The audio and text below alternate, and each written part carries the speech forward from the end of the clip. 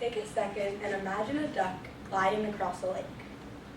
As an onlooker, the duck looks calm and relaxed. But what you do not see is beneath the surface, the duck is frantically paddling just to stay afloat. Similarly, at Stanford, I often feel that people look calm and put together on the surface, but beneath the surface are struggling to stay on top of all that they have going on. Some of you know this as the Stanford duck syndrome. This idea got me wondering and worried if people at Stanford were taking the time to take care of themselves.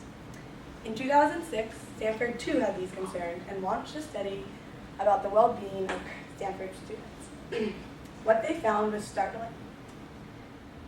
32% experienced high levels of stress, 23% experienced depression, and 12% contemplated suicide. Scary, right?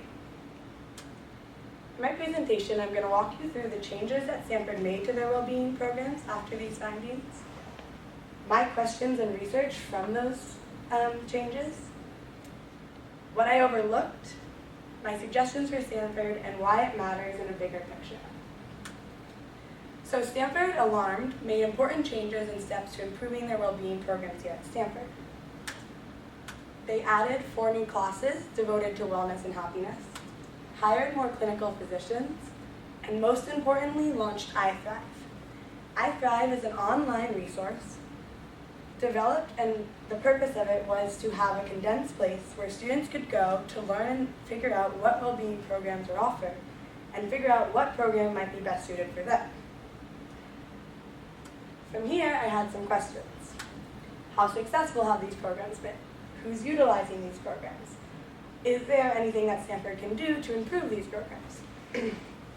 Through a series of surveys and interviews, particularly with CAP members, Bridge School, people in these wellness programs, Carol Perosky, a lead member in the wellness programs who teaches a lot of these classes, and Greg Boardman, who was on the task force of the survey and is currently chair of the Wellness Pro Committee here.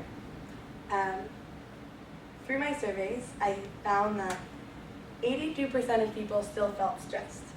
Now, some stress is okay, I'm sure everyone has experienced stress in their life, but 16% of these people felt highly stressed, unhealthy stress. 63% of people felt they didn't have a good sense of the wellness programs here at Stanford. And most shockingly, 93% of people had never heard of iThrive.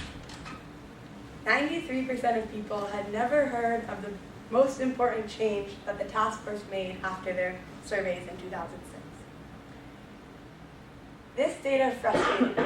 I began to think that Stanford wasn't doing what they had to do to take care of their students, that maybe I began to think that Stanford couldn't solve this problem. Maybe it was bigger than Stanford. In the task force review, I read, beyond what Stanford can currently do, a shift in cultural norms and expectations is needed. I saw this as Stanford agreeing that they couldn't solve the problem, and any program they had was a band-aid solution to a larger cultural issue. All that they could do was help students manage the stress of something that they couldn't get to the root of. From here, I thought, maybe the only solution is to start wellness programs earlier, implement things in pre-K and kindergarten and elementary school so that by the time they got to Stanford, people had a good sense of wellness, how to make themselves happy. Thus, we changed our culture and happiness. I was so frustrated by the fact that 93% of people hadn't heard of iThrive that I ignored the voices of the 7% of people who had. Of the 7 people who had heard of iThrive, 85% of them found it to be useful. This is key, this is exciting, because 85% of them found this resource to be successful and helpful in creating their wellness here at Stanford. As I continued to interview people, I continually heard things like this. Athletics 201, Foundations of Wellness, unexpectedly gave me the tools to make steps to improving my well-being. I've made small changes that have greatly affected my well-being in ways that I never expected. What I love about this girl's quote is that she took the This wellness class was an easy 3 units, but ended up getting a lot out of it. These programs do a lot to make small changes to our everyday life. For example, keeping a thankful journal, or being aware of your sleep habits and how it's affecting you. All of these things maybe seem like things you already know you have to do, but because it's a class, you're more intentional about it and more aware of how these things are affecting you. As I was interviewing people, I continually saw how these programs were successful in helping people.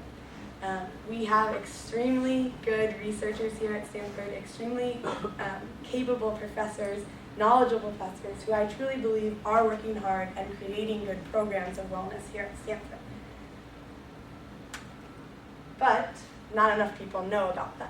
93% of people, or other degrees, don't know enough about these programs. In my interview with Greg Boardman, the member of the task force and head of the wellness programs here at Stanford, committee here at Stanford, he said something profound. He said, the key is an entry point. That could be anywhere, but the key is entry. The idea he's getting at is whether it's from a classmate, a professor, a poster, the key to getting these programs to be more successful is getting more people involved.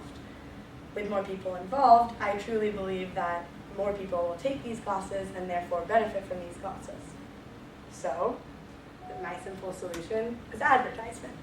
Advertise these programs and more people will be able to utilize them. If the answer is so simple, such as advertisement, why hasn't it happened already? One of the key problems is that Stanford is not a centralized campus.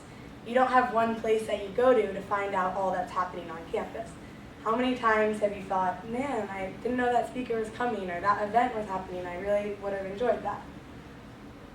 So, to counter this, I think the key is to start in freshman dorms. If you can get people involved in the wellness programs from an earlier age, earlier time, then they're aware of these resources, can utilize them at any time of their career here at Stanford when they need them.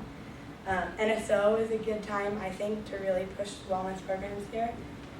Also, similarly to how we get weekly emails about athletics, why not get a weekly email about the wellness opportunities that week, or the classes that are being introduced, or professors that are speaking, and other tools of wellness. But so what? Why does this matter? Why should Stanford put an emphasis on wellness? Similarly to how I thought you had to implement these things at an earlier age when you were in pre-K and middle school, I still think that we do need a cultural change, but I now see how Stanford can create that cultural change. With the continued dedication to the wellness programs here, and continued work to improving them, which I do believe the Stanford staff is doing, with the success of these programs, other institutions can mimic their programs, potentially modifying them for high school, middle school, elementary school, creating more influence on wellness. And secondly, really cool, Stanford students don't stay at Stanford. They leave and they graduate.